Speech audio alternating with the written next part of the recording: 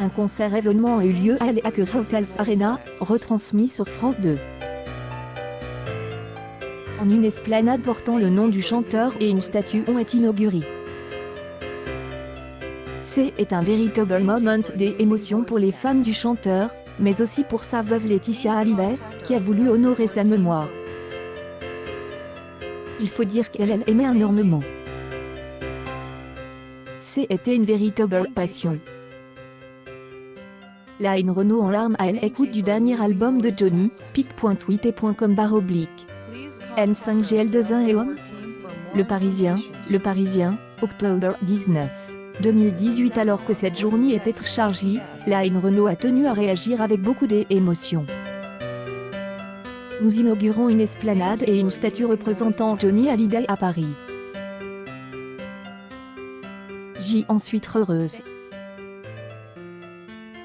Pour moi, Johnny n'est jamais parti, il est toujours dans mon CR, a-t-elle déclaré sur sa page Twitter. Dans un court clip, la chanteuse de 93 ans a également adressé un message émouvant à Johnny Hallyday, dont elle est et restera la marraine. Mon Johnny, que je suis heureuse, que ta marraine est heureuse, a-t-elle déclaré, très émue. Aujourd'hui, une esplanade de Paris porte ton nom, l'esplanade Johnny Hallyday. Une publication partagée par Line Renault, Lino Renault officiel, merci, mairie de Paris. Et si tu là où tu as ton triomphe. Et quel bonheur. Pour moi Johnny, tu n'es jamais parti, tu es toujours dans mon CR.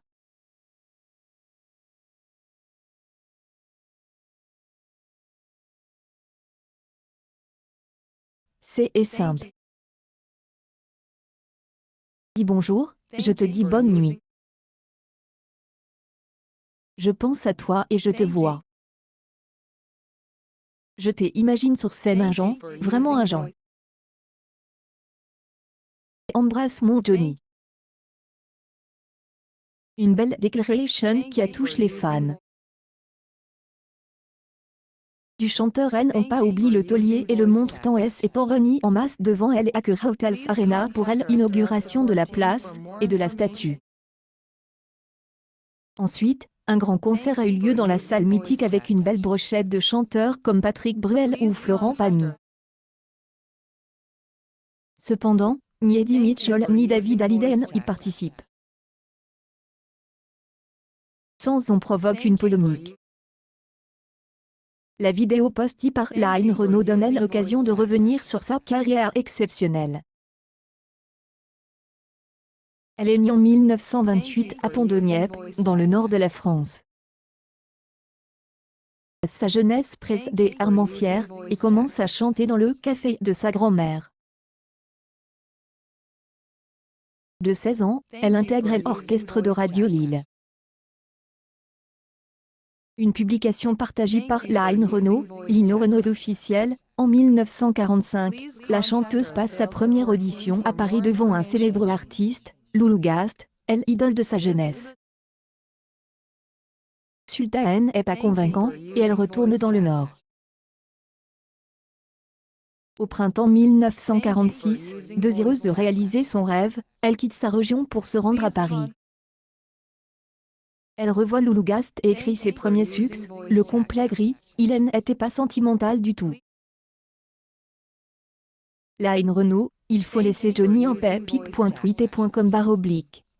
E3NWHRLJKN CNU, février 18, 2018. En 1955, après un spectacle au Moulin Rouge, Bob Hope la chanteuse se rend à New York et à Los Angeles. Elle se produit au Dune, un casino de la Vegas, entre 1963 et 1965. Une carrière dans le music hall entre Paris et la Vegas jusqu'à la fin des années 1970. De retour en France, elle débute une carrière d'actrice dans La Pièce Falamanda, 1981. Grand écran, elle choisit ses rôles avec parcimonie, Ripoux contre Ripoux, K.O., Bienvenue chez les chapitres Kiss et Croisière. Line Renault revient souvent sur les planches en 2007, dans Fugueuse de Pierre Palmade. 30 ans après avoir fait ses adieux à la scène, elle sort un opus en 2010 intitulé Ring Washington.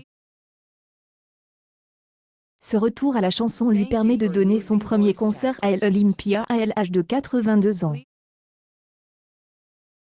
Dans son CR, elle épouse son idole Lulu Gast en 1950. Le couple n'a jamais eu d'enfant. Son livre, et mes secrets aussi, 2013, Lynne Renaud évoque sa romance avec le directeur du Caesars Palace de la Vega, Nate Jacobson, dans les années 60 et décède le 8 janvier 1995. News People Lynne Renaud, son hommage bouleversant à Johnny Hallyday, elle éclate son show.